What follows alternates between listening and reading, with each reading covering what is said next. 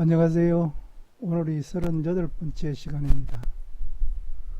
오늘은 접경지역 경제가 활성화되지 않은 원인 분석 중에 군사시설 보호구역 관련된 내용과 다음은 이제 강의의 핵심인 접경지역 경제 활성화를 위한 규제 완화 방안 중에 규정 제도 분야입니다. 첫 번째가 지난번에 접경지역의 실태와 문제점 중에서 조금 남은 내용에 대해서 하겠습니다. 첫 번째가 군사시설 보호법이 좀 불합리하다. 그래서 보완할 필요성이 있다. 그래서요, 시민은 최소화하고 행정 투명성과 행정 일관성을 좀 높일 필요가 있다. 그래서 여기 있는 과제를 선정했고요. 두 번째는 군사시설 보호법에서 재산권을 보장하는 규정을 좀 신설해야 되겠다는 것입니다. 그래서 군사시설 보호법을 협의할 때 최소한의 재산권을 보장해야 한다는 규정을 신설할 필요도 있다. 그래서 이 과제는 지난번에 제가 앞에 강의에서도 설명했듯이 상당히 좀 무거운 과제입니다. 세 번째는 군사시설을 조정할 수 있는 법률로서 군사시설 보호관리 특별법 제정이 필요하다. 그래서 군사시설 보호 비용 부담금은 국방부 행정안전부에서 함께하는 좀 방안도 검토해 볼 필요가 있다. 그래서 과제는 이런 내용으로 선정했습니다. 네 번째가 주민들의 생활환경 피해 방지 보상에 관한 법률 좀 제정해서 주민들 불만을 해소하자. 그래서 국방부 장관은요, 군사시설로부터 발생하는 군사상 생활환경 피해를 입은 주민이 신청을 하면 피해의 정도에 따라서 위원회 심의를 거쳐서 보상금을 지급하도록 하자. 그래서 필요한 사항을 포함하자.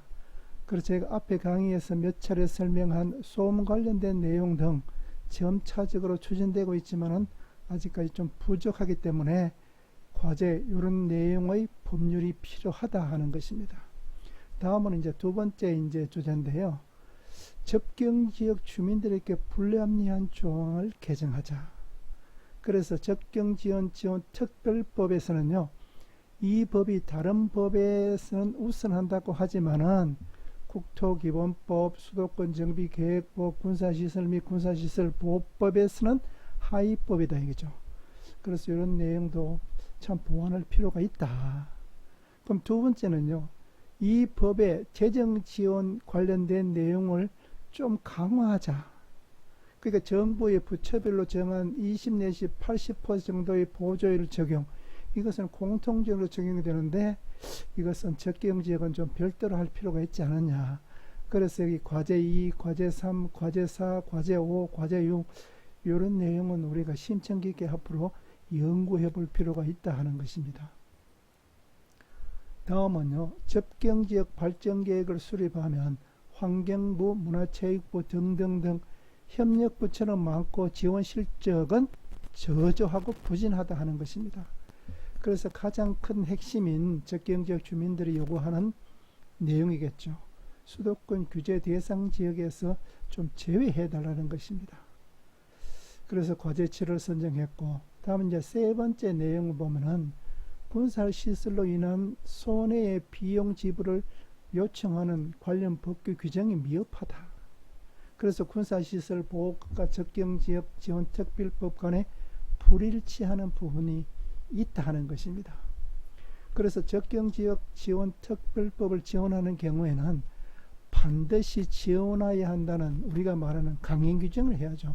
그러나 지원할 수 있다는 임의 규정으로 선택의 여지를 남겨놓은 것이 상당히 큰 문제 중에 하나입니다. 그래서 지원의 내용이 포괄적이고 접경지역 내 군사시설로 인한 이해득실 파급에 대한 비용이 일치하지 아니하고 단순히 특정 지역에 배려한다는 차원이죠. 이런 내용은 우리가 접경지역 주민들한테는 좀 설득하기가 어렵습니다. 그래서 이런 과제 내용을 선정했습니다. 다음은 이제 좀 네 번째 이제 좀 큰 주제 중에 하나가 중요 갈등 문제는 아니지만은 보완하여야 한다 하는 내용의 첫 번째가 군이 군사시설을 위하여 필요하다고 한다면은 행정기관과 함께 협의할 수 있는, 그러니까 행정기관과 함께 한다는 내용으로 이렇게 앞으로는 갈 필요가 있지 않느냐.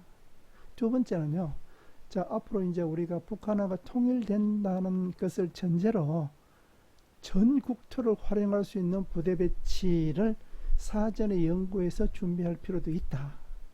세 번째는 이제 제가 앞에 강의에서도 언급했다시피 민군 조직의 갈등입니다. 자, 이것은 이제 특성과 갈등 관리 시스템을 구축해서 갈등 관리의 실효성을 제공하는 것이 이제 필요하다.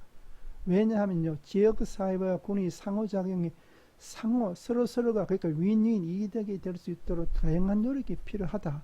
그래서 여기 보면 과제 1, 과제 2, 과제 3 이렇게 좀 많이 선정을 했습니다. 네 번째는 이제 동해안 철조망은요, 강원도만의 문제가 아닌 정부 간의 문제로 접근해야 된다. 즉, 정부 단위 간의 관계의 변화에 영향을 받는 국가 기능의 일부로 봐야 된다는 것입니다. 그래서 과제 4를 선정을 했습니다. 다섯 번째는요, 자, 국방과 안보라는 이 이제 명제에 대해서는, 과제에 대해서는 과거에서 탈피해서 새로운 방법으로 앞으로 가야 한다. 즉, 군사시설로 인한 중앙과 지방정부 간의 문제를 감안하고 조정하고 또 국방과 안보의 목표를 달성할 수 있는 그런 방향이 필요하다. 그래서 과제 5를 선정했고요. 마지막으로는 공익을 목적으로 사유재산권을 규제하는 것은 군사시설보호법뿐이 아니고 상수도, 보호구역, 개발제한구역, 생태보전지구 등등등이 많습니다. 그런데 문제는 이 지역 간의 상대적 기회균 등 불평등을 해소하는 측면에서 우리가 생각해야 한다는 것입니다. 자, 이렇게 해서 이제 접경지역의 실태와 문제점에 대해서 앞 강의에 이어서 나머지 부분은 이제 설명을 드렸고, 오늘 강의의 핵심은 이제 군사시설 보호구역 관련된 내용입니다. 첫 번째가 심의위원회 문제입니다. 제가 앞에 강의에서도 몇 차례 강조했다시피 심의위원회가 운영하는 면에서 지역 주민들의 공정성하고 객관성이 제가 고개를 갸우뚱한다 그랬죠. 그래서 첫 번째 보면요, 군부대 위주의 심의위원회라는 것입니다. 그래서 주민들의 어떤 사정, 환경, 이유 이런 반영이 좀 부족하다. 그래서 이게 과제 1, 과제 2, 과제 3, 과제 4, 과제 5 이런 좀 많은 내용의 과제를 선정해서 연구할 필요가 있다. 두 번째는 민원인이 이 제기에서 이제 만약에 조건부 동의라든지 부동의가 되었다. 그러면 재심의를 해야 되는데 이것은 이제 사단 같으면 분단으로 올라가야 되겠죠. 이 정보가 부족하다는 것입니다. 그래서 과제 6을 이제 선정을 했고, 다음은 이제 민원인이 제기한 작전성 협의 사항에 대한 판단할 때, 자, A 사단, B 사단, C 사단이 있으면 동의 판단 기준이 불명확한 데 대한 지역 주민들의 불신이죠. 그래서 이것은 과제 7, 군협의회 뭐 이런 과제를 선정을 했고, 자, 두 번째로 보면 원칙을 무시하여 주민들에게 부담을 가중하고 있다.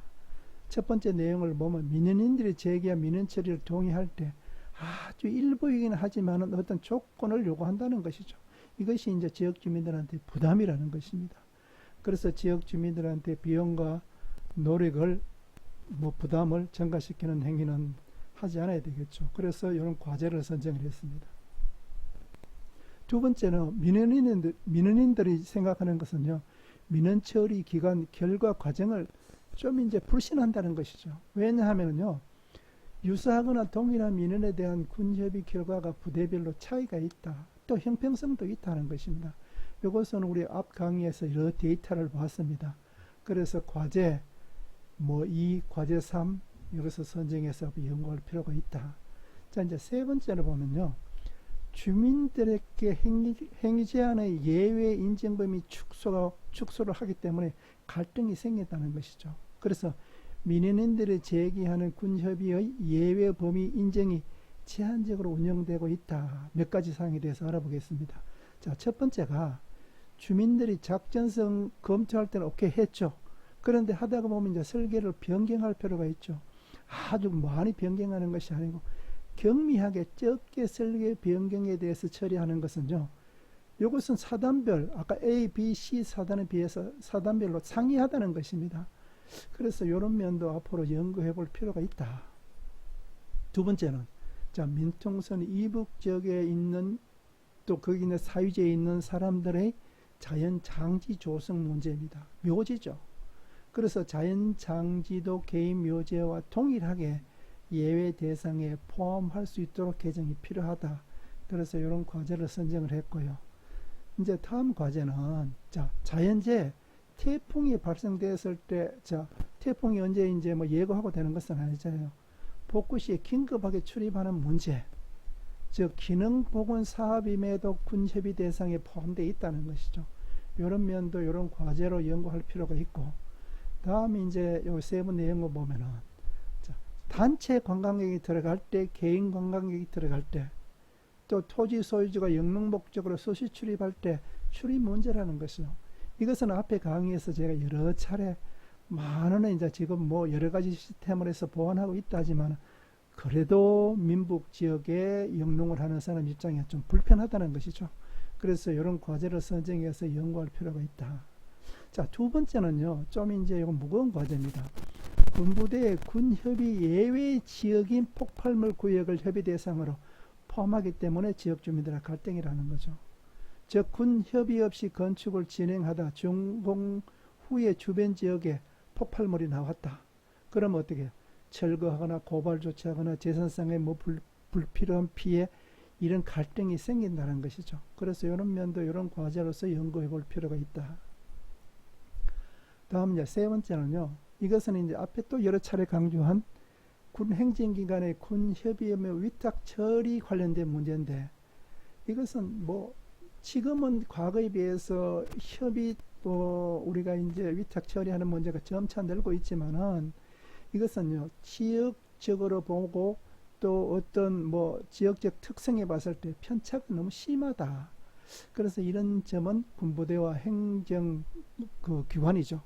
그 지역에 있는 행정기관하고 진짜 우리가 여러 면에서 심사숙고하고 머리를 맞대면서 연구해 볼 필요가 있다 하는 것입니다. 다음에 이제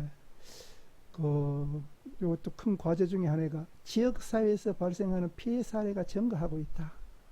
그래서 군부대 사격 훈련 등 피해 사례를 종합해서 분석해 보면은 첫 번째가 군사보호구역 설정으로 재산상의 피해 지역 개발이 제한되고 있다. 자, 직접적인 피해는 여기서 이렇게 볼 수가 있죠. 그래서 개인의 재산권 행사나 지자체의 지역개발 행위가 직접적으로 규제를 받고 있어서 좀 불만사항이 많다. 그래서 이런 과제를 선정해 봤습니다. 다음에 이제 각종 군사훈련에서 또 피해 사례가 꾸준히 증가하고 있죠. 그래서 이런 과제를 선정을 해 봤고, 다음은 이제 군부대가 주둔한다는 것은 결국은 그 지역 주민들 입장에서는 부정적으로 이미지 이런 것을 간접적인 피해를 받고 있다는 거죠. 그래서 앞에 강의했다시피 인구 유출과 산업 공동화로 결국 그 지역이 악순환이 될 수밖에 없다. 그래서 과제 4, 과제 5를 선정을 했습니다. 다음에 두 번째는, 자, 군부대 주둔으로 각 지역별 피해 사례를 종합해서 분석하는데 해결 방안 면에서 좀 미흡하더라. 그래서 세부 내용을 보면 이런 것을 체계적으로 행정관에서 조사 정리되는 면이 좀 미흡하다. 그래서 이런 과제를 선정을 해왔고, 다음은 이제 군사시설 보호구역에 따른 재산상의 피해, 주민들이 가장 심각하게 생각한다는 것이죠. 그래서 이런 내용의 과제를 선정을 했고, 자, 군사훈련으로 주민 피해 중에 사격훈련 과정에서 상당히 피해가 많다. 뭐 이런 사례까지도 언급했습니다. 여기 내용도 있습니다. 그래서 이런 과제를 선정해 봤습니다. 다음 이제 세부 내용을 보면은 군부대 시설 훈련 등 군사 활동으로 또 이제 환경오염 문제죠. 그래서 이런 과제를 선정을 해봤고, 그 다음에 마지막으로는 결국 사회적인 손실이 심각하다. 반면에 적경지역 군부대가 지역경제를 견인해오고는 긍정적인 면도 있습니다. 자, 오늘 강의는 여기서 마치고 다음 시간에는 제가 과제 그런데 선정한 내용 28개를 정리한 내용을 설명을 하고, 자, 그러면 규제 완화 방안 중에 규정, 제도 분야에 대해서 제가 강의토록 하겠습니다.